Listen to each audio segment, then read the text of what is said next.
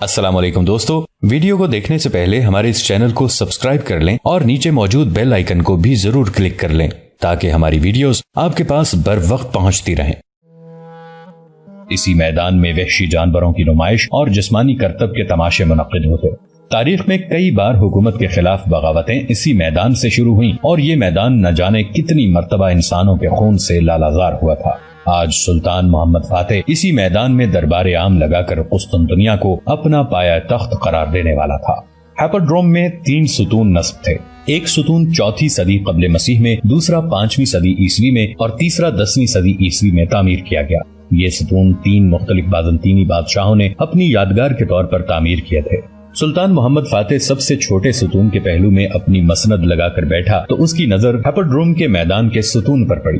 اس چھوٹے ستون پر پتھر کے تراشے ہوئے 3 اژدہے لپٹے ہوئے تھے۔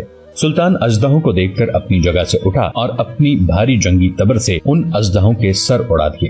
ہیپوڈروم میں ابھی سلطان کا دربار جاری تھا اور سلطان محمد فاتح اپنے نئے احکامات کا اعلان کر رہا تھا۔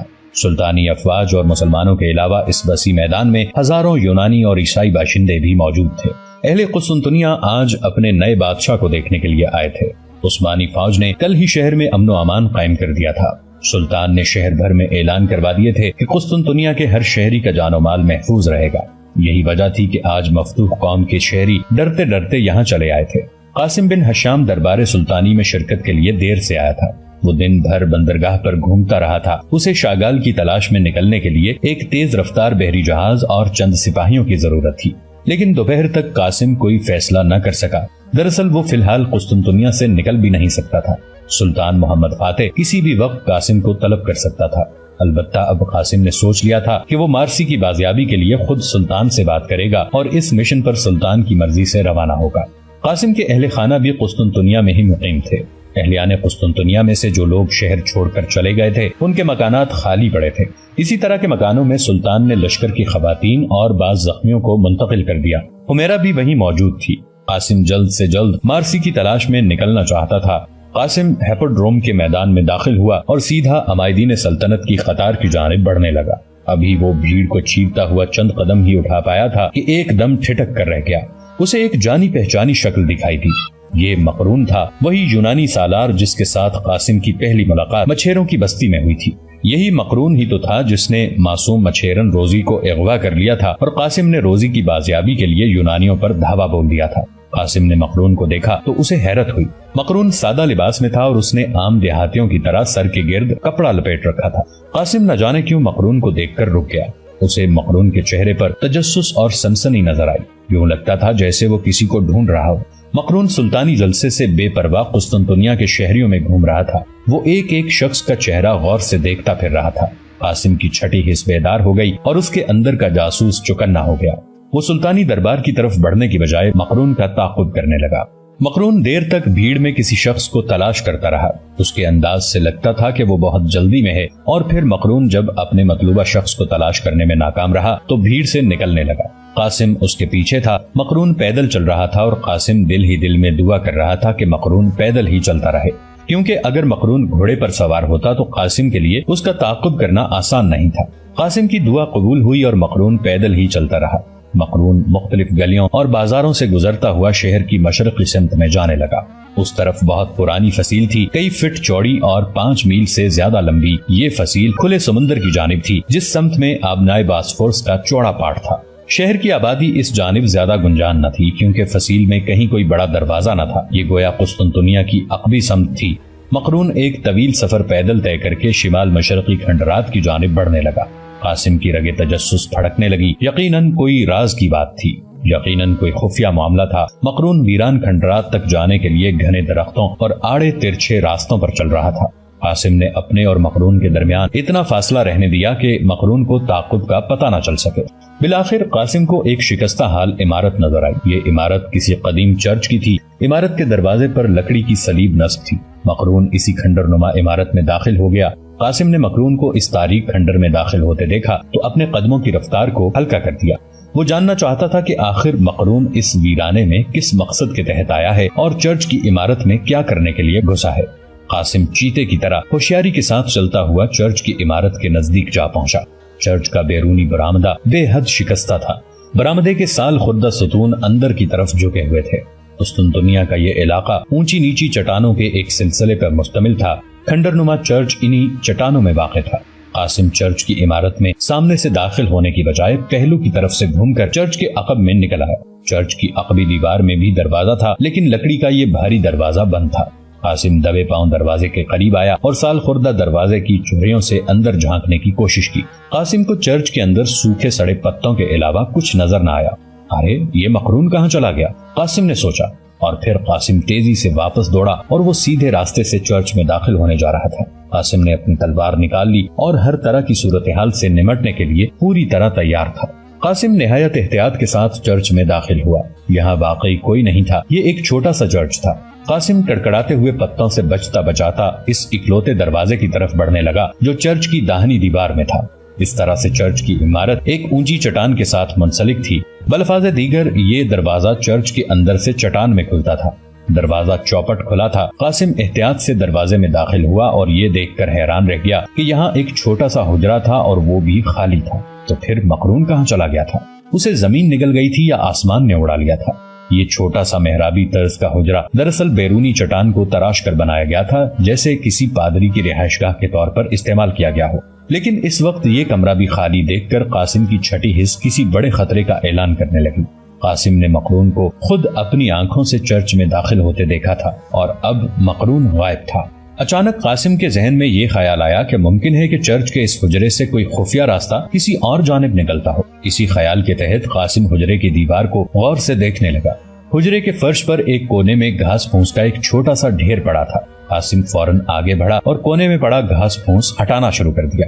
یہاں تو واقعی راستہ تھا۔ اوپر کی سطح پر لکڑی کا ایک بڑا سا تختہ رکھا تھا۔ قاسم نے آواز پیدا کیے بغیر لکڑی کا پھٹا اوپر اٹھا دیا۔ نیچے سرنگ تھی، لیکن سرنگ کے فرش تک پہنچنے کے لیے قاسم کو 8 فٹ کی بلندی سے چھلانگ لگانا تھی۔ سرنگ میں اس قدر تاریکی تھی کہ قاسم بغیر کسی احتیاط کے اترتا تو کچھ بھی ہو سکتا تھا۔ اسے کیا معلوم مقرون سرنگ کے اندر کس جگہ چھپا ہے، لیکن قاسم یہ خطرہ مول لیے بغیر رہ بھی تو نہیں سکتا تھا۔ چنانچہ اس نے چھلانگ لگانے کی بجائے لٹک کر نیچے سرنگ میں اترنا مناسب خیال کیا اور پھر قاسم نے فرش کے کناروں پر ہاتھ رکھ کر خود کو نیچے لٹکا لیا۔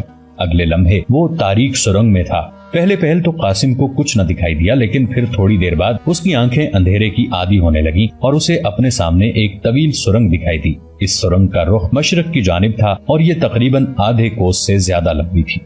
قاسم نے اندازہ لگایا کہ یہ سرنگ یقیناً شہر کی مشرقی فصیل کے نیچے سے گزر رہی تھی۔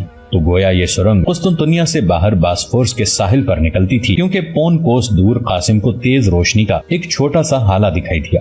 یہ سرنگ کا بیرونی دہانہ تھا۔ اب قاسم نے سرنگ سے باہر کی طرف دوڑ لگا دی۔ وہ مقرون کو باسفورس کے ساحل سے کسی کشتی میں سوار ہونے کا موقع نہیں دینا چاہتا تھا۔ اس نے فیصلہ کیا کہ وہ مقرون کو گرفتار کر کے اس سے پوچھ گچھ کرے گا۔ تھوڑی دیر بعد قاسم سرنگ سے باہر تھا۔ یہ قسطنطنیہ کی عقبی سمت تھی۔ قاسم سرنگ کے دہانے سے جو ہی باہر آیا، اس کی نظریں باسفورس کے پانی میں لنگر انداز ایک چھوٹے سے جہاز پر پڑی۔ جہاز کے بادبان کھلے ہوئے تھے اور وہ ساحل سے 50 گز دور گہرے پانی میں لنگر انداز تھا۔ سامنے کھڑے جہاز کے عرشے پر کوئی پرچم نصب نہیں تھا، جس سے قاسم اندازہ لگاتا کہ یہ جہاز کس کی ملکیت ہے۔ لیکن جہاز کا رنگ دیکھ کر قاسم کا ماتھا ٹھنکا۔ تمام جہاز پر سیاہ تیل مل کر جہاز کو کالا کر دیا گیا تھا۔ غالباً رات کی تاریکی میں جہاز کو چھپانے کی نیت سے ایسا کیا گیا تھا۔ قاسم کے دماغ میں ڈیوڈ کے الفاظ گھومنے لگے۔ ڈیوڈ نے کہا تھا کہ شاگال کا جہاز کالا ہے۔ ایک دم قاسم کی تمام حصیں بیدار ہو گئیں۔ شروع سے لے کر اب تک وہ جس جہاز کو تلاش کرتا رہا تھا، وہ پراسرار جہاز خود بخود قاسم کے سامنے آ گیا تھا۔ گویا قدرت قاسم پر مہربان تھی۔ نہ جانے کیوں اس پراسرار جہاز کو دیکھ کر قاسم کا دماغ غصے سے سنسنانے لگا۔ اسے غصہ کیوں نہ آتا؟ مکرو شاگال کسی دیو کی طرح اس کی مارسی کو اٹھا کر لے گیا تھا۔ قاسم کو مقرون اب مکمل طور پر بھول چکا تھا۔ وہ تو صرف اور صرف شاگال کے بارے میں سوچ رہا تھا، لیکن یکایک قاسم کو اپنے بائیں جانب ویران چٹانوں نے متوجہ کر لیا۔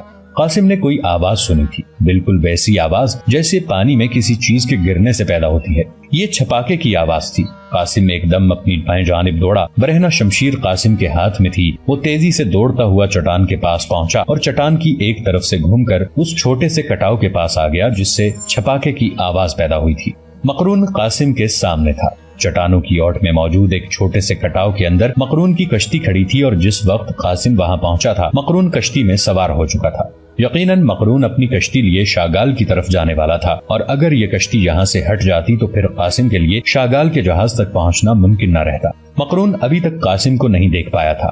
قاسم مقرون سے کئی فٹ بلند چٹان پر کھڑا اسے جہاز کی جانب جاتے ہوئے دیکھ رہا تھا۔ قاسم نے ایک لمحے میں حتمی فیصلہ کیا اور پھر ذرا سی دیر کیے بغیر مقرون پر چھلانگ لگا دی۔ وہ فضا میں اچھلتا ہوا مقرون پر آ رہا۔ کشتی نے زور سے ہچکولا لیا اور وہ دونوں کشتی سے گرتے گرتے بچے۔ چھلانگ لگاتے وقت قاسم کی تلوار اس کے ہاتھ میں تھی، اور جو ہی وہ مقرون پر آیا اس کے داہنے ہاتھ نے کام دکھایا اور تلوار کا دستہ مقرون کے سر کو پھاڑتا ہوا نکل گیا۔ لیکن مقرون ابھی تک زندہ تھا، چنانچہ قاسم نے اسے تلوار نکالنے کا موقع نہ دیا اور اپنی ہلالی شمشیر مقرون کے دل میں گھسیڑ دی۔ مقرون کی چیخ اس کے حلق میں پھنس کر رہ گئی اور وہ بری طرح تڑپنے لگا۔ آخری لمحات میں وہ قاسم کو پہچان چکا تھا اور مرنے سے پہلے اس کی آنکھیں حیرت کی شدت کے باعث بہت زیادہ پھیل چکی تھیں۔ مقرون مر گیا تو قاسم نے اپنی تلوار واپس کھینچ لی اور مقرون کو کشتی سے نیچے دھکا دے دیا۔ مقرون کی لاش چھپک کی آواز کے ساتھ پانی میں گری اور پاسفورس کا نیلا پانی تیزی سے سرخ ہونے لگا۔ اب قاسم کی کشتی شاگال کے جہاز کی جانب بڑھ رہی تھی، اور قاسم کا دل یہ سوچ سوچ کر دھڑک رہا تھا کہ اگر یہ کالا جہاز فی الواقع شاگال کا جہاز ہوا تو اسے اپنی مارسی یہیں مل سکتی تھی۔ سورج باسفورس پر پوری طرح چمک رہا تھا اور قاسم اپنی کشتی کو 2 چپوں کی مدد سے کھیتے ہوئے کالے جہاز کی طرف بڑھا جا رہا تھا۔ جہاز 50 گز کے فاصلے پر موجود تھا اور جہاز پر سے قاسم کو صاف دیکھا جا سکتا تھا، اور پھر کچھ دیر بعد وہی ہوا جس کا خطرہ قاسم کو لاحق تھا۔ جہاز کے عرشے پر قاسم کو کسی نے دیکھ لیا۔ یہ مقرون کی طرح کا کوئی سپاہی ہی تھا جس نے قاسم کی کشتی کو جہاز کی طرف بڑھتے ہوئے دیکھا اور پھر تیزی کے ساتھ دوڑتا ہوا عرشے سے نیچے چلا گیا۔ چند لمحے بعد قاسم نے پھر دیکھا کہ عرشے پر اس سپاہی کے ساتھ قسطنطنیہ کا سب سے پراسرار شخص شاگال کالے جہاز کے عرشے پر پہنچ چکا تھا۔ قاسم کے جسم و جان میں سنسنی کی تیز لہر دوڑی تو گویا سچ مچ یہی شاگال کا جہاز تھا، لیکن اب قاسم کے لیے بہت بڑا خطرہ پیدا ہو چکا تھا۔ شاگال نے قاسم کو اپنی طرف آتے ہوئے دیکھ لیا تھا اور یقیناً اب شاگال قاسم کو اپنے جہاز پر سوار نہ ہونے دیتا، لیکن قاسم مسلسل چپو پہ چپو مارتا رہا۔ اسے مارسی تک پہنچنا تھا، وہ ہر طرح کا خطرہ مول لے سکتا تھا۔ قاسم کی کشتی آگے بڑھتی رہی اور پھر جب وہ جہاز سے ابھی خاصا دور ہی تھا کہ اس نے شاگال کے جہاز کو لنگر اٹھاتے ہوئے دیکھا۔ اس کا مطلب تھا کہ شاگال مقابلہ کرنے کی بجائے یہاں سے فرار ہو رہا تھا۔ اب قاسم کو خیال آیا کہ اگر جہاز کے بادبان کھول دیے گئے تو جہاز کی رفتار قاسم کی کشتی کے مقابلے میں کئی گنا بڑھ جائے گی۔ ایسی صورت میں وہ کبھی بھی شاگال تک نہیں پہنچ پائے گا۔ قاسم نے اندھا دھند چپو چلانا شروع کر دیے اور اس کی کشتی غیر معمولی تیزی سے حرکت کرنے لگی۔ جب قاسم کی کشتی اور جہاز کا درمیانی فاصلہ صرف 20 قدم رہ گیا تو جہاز کے بادبان ایک جھٹکے سے کھل گئے اور ہوا کے دباؤ کو برداشت کر کے جہاز نے سمندر میں ایک بڑا ہچکولا لیا، اور پھر اگلے لمحے قاسم کو اسی وقت چھٹی کا دودھ یاد آ گیا جب جہاز کے کنارے سے تیروں کی ایک خوفناک باڑ قاسم کی جانب لپکی۔ قاسم نے چپوں کو تیزی سے حرکت دی اور خود ایک طرف جھک کر اپنے آپ کو تیروں سے بچایا۔ زیادہ تر تیر کشتی کے چوبی تختوں میں پیوست ہو گئے، لیکن اس سے پہلے کہ قاسم سنبھلتا تیروں کی دوسری باڑ اس کی جانب لپکی۔ شاگال کے آدمی قاسم پر پوری قوت سے تیر پھینک رہے تھے۔ شاگال خود جہاز کے عرشے پر کھڑا ساری کارروائی دیکھ رہا تھا۔ دوسری باڑ سے بچنے کے لیے قاسم نے ایک عجیب فیصلہ کیا۔ وہ یکلخت اور کسی خرگوش کی طرح اچھل کر چھپاک سے پانی میں جا گرا۔ اب شاگال اور اس کے سپاہیوں کے پریشان ہونے کی باری تھی، کیونکہ قاسم پانی میں غوطہ لگا کر غائب ہو چکا تھا، اور پھر جب قاسم دوبارہ نمودار ہوا تو وہ کالے جہاز کی ایک جانب سے اس پر سوار ہونے کی کامیاب کوشش کر رہا تھا۔ قاسم کی تلوار اس کے دانتوں میں دبی تھی اور اس نے دونوں ہاتھوں سے جہاز کے جنگلے کو تھام رکھا تھا۔ تھوڑی سی کوشش کے بعد وہ جہاز پر سوار ہو چکا تھا۔ شاگال کے آدمی بھی اسی توقع سے جہاز کے چاروں طرف دوڑ رہے تھے کہ ان کا دشمن کسی نہ کسی جانب سے نمودار ہوگا، لیکن انہیں پتا اس وقت چلا جب قاسم شمشیر بدست ان کے سامنے آیا، اور پھر اگلے لمحے شاگال کے 2 ہٹے کٹے سپاہی قاسم پر ٹوٹ پڑے، لیکن قاسم جیسے شمشیر زن کو تلوار کے زور پر شکست دینا ان کے بس کی بات نہ تھی۔ قاسم برق آسمانی کی طرح دائیں سے بائیں اور بائیں سے دائیں کود رہا تھا۔ تھوڑی ہی دیر میں ایک سپاہی کا شمشیر والا ہاتھ کٹ کر سمندر میں جا گرا، لیکن ایک سپاہی کے کم ہو جانے سے قاسم کے لیے کوئی آسانی پیدا نہ ہوئی، کیونکہ اب جہاز پر موجود شاگال کے باقی آدمی بھی اس جگہ کا پتہ پا کر یہاں پہنچ چکے تھے۔ لیکن قاسم نے دل چھوٹا نہ کیا۔ اب وہ بیک وقت شاگال کے 7 بہترین جنگجوؤں کے ساتھ لڑ رہا تھا۔ قاسم درمیان میں موجود تھا اور 7 سپاہی اسے چاروں طرف سے اپنے گھیرے میں لیے ہوئے تھے، لیکن قاسم ان سے سنبھالے نہ سنبھلتا تھا۔ وہ طاہر کا بھائی اور حشام کا بیٹا تھا۔ عرب کے بہترین نوجوان اس کی شمشیر زنی کا لوہا مانتے تھے، اور یہی موقع تھا کہ جب اس کی تلوار بازی کے جوہر ملاحظہ کیے جا سکتے تھے۔ کچھ ہی دیر میں 7 سپاہی نڈھال ہو چکے تھے، کیونکہ قاسم نے انہیں بگا بگا کر تھکا دیا تھا۔ ہونا تو یہ چاہیے تھا کہ وہ ساتوں جنگجو اس لڑائی میں قاسم پر وار کرتے ہوئے نظر آتے، لیکن یہاں تو معاملہ الٹ گیا تھا۔ ایک اکیلا قاسم ان 7 ماہر شمشیر زنوں پر پے در پے وار کیے چلا جا رہا تھا۔ اسی اثنا میں قاسم نے ایک ایسا داؤ کھیلا کہ شاگال کے 2 سپاہی بیک وقت ایک دوسرے کی تلواروں کا شکار ہو گئے۔ ابھی وہ دونوں فرش پر بھی گر نہیں پائے تھے کہ قاسم نے ایک اور سپاہی کا پیٹ پھاڑ دیا۔ جہاز کے بادبان کھلے تھے اور وہ تیزی کے ساتھ تیر رہا تھا۔ اچانک قاسم کے ذہن میں ایک خیال آیا اور وہ لڑائی کی جگہ کو چھوڑ کر جہاز کی اس سمت میں دوڑا جہاں 24 تختے ڈھلوانی حالت میں لگے ہوئے تھے۔ باقی بچ رہنے والے 5 جنگجو اس کے پیچھے لپکے۔ قاسم ایک خطرناک داؤ کھیلنے جا رہا تھا۔ وہ جہاز کے آخری کنارے کی طرف دوڑتا چلا گیا جو ڈھلوانی حالت میں نیچے کی جانب کسی قدر ترچھے رخ پر موجود تھا۔ اس کنارے پر لکڑی کے کمزور جنگلے لگے ہوئے تھے۔ قاسم کے تعاقب میں آنے والے ہٹے کٹے سپاہی اپنے پورے زور میں ڈھلوانی تختوں پر بھاگتے چلے آئے۔ جو ہی قاسم جہاز کے آخری سرے پر جنگلے کے نزدیک پہنچا، وہ پوری قوت سے رکا اور ایک دم بائیں جانب ہٹ گیا۔ اس کے تعاقب میں آنے والے بھاری بھرکم سپاہی قاسم کی طرح فوراً خود کو حرکت نہ دے سکے اور پوری قوت کے ساتھ لکڑی کے جنگلے کے ساتھ ٹکرا گئے۔ 5 حملہ آور یکے بعد دیگرے ایک دوسرے پر گرے، جنگلہ ٹوٹ گیا اور شاگال کے سپاہی پھسلتے ہوئے سمندر میں جا گرے۔ آخری 2 سپاہی ٹوٹے ہوئے جنگلے کو پکڑ کر لٹکنے لگے۔ اب قاسم نے آگے بڑھ کر ان دونوں لٹکتے ہوئے جنگجوؤں کا خاتمہ کر دیا۔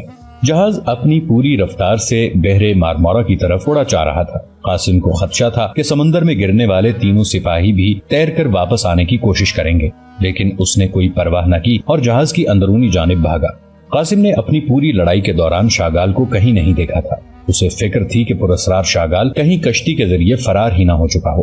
قاسم جہاز کے درمیانی کیبن میں آیا۔ یہاں آمنے سامنے 3 کیبن بنے ہوئے تھے۔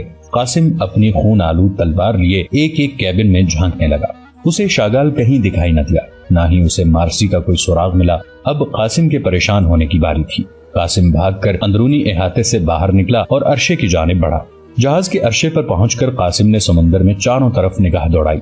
اسے دور دور تک شاگال یا کسی کشتی کے کوئی آثار دکھائی نہ دیے۔ تو کیا شاگال نے سمندر میں چھلانگ لگا دی تھی؟ قاسم سوچنے لگا۔ اب اچانک قاسم کو جہاز میں ممکنہ تہہ خانے کا خیال آیا۔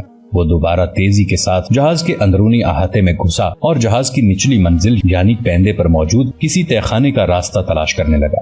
اندرونی احاطے میں موجود کیبلوں کے اختتام پر قاسم کو لکڑی کے تختوں سے بنی ایک سیڑھی دکھائی دی۔ اب وہ کسی چیتے کی طرح چوکنا ہو چکا تھا۔ نچلی منزل میں اترتے ہوئے قاسم کوشش کر رہا تھا کہ اس کے قدموں کی آہٹ پیدا نہ ہو، لیکن پھر بھی جو ہی وہ نچلی منزل میں اترا، ایک سنسناتا ہوا برچھا اس کی جانب لپکا۔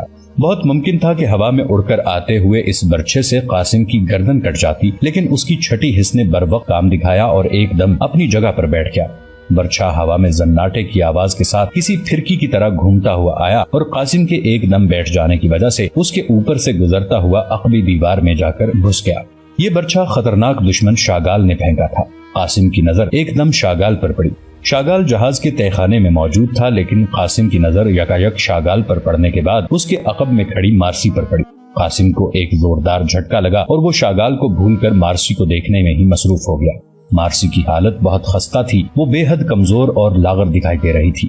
اس کی آنکھوں کے گرد سیاہ حلقے پیدا ہو گئے تھے اور اس کا لباس جگہ جگہ سے پھٹا ہوا تھا۔ مارسی کی حالت دیکھ کر قاسم کے دل کو دھکا لگا۔ قریب ہی فرش پر کٹی ہوئی رسی کے وہ ٹکڑے پڑے تھے جن سے مارسی بندھی رہتی تھی۔ ابھی کچھ دیر پہلے شاگال نے ایک برچھے کی مدد سے مارسی کی رسیاں کاٹی تھیں۔ وہ مارسی کو لے کر یہاں سے فرار ہونا چاہتا تھا، لیکن عین وقت پر قاسم پہنچ گیا۔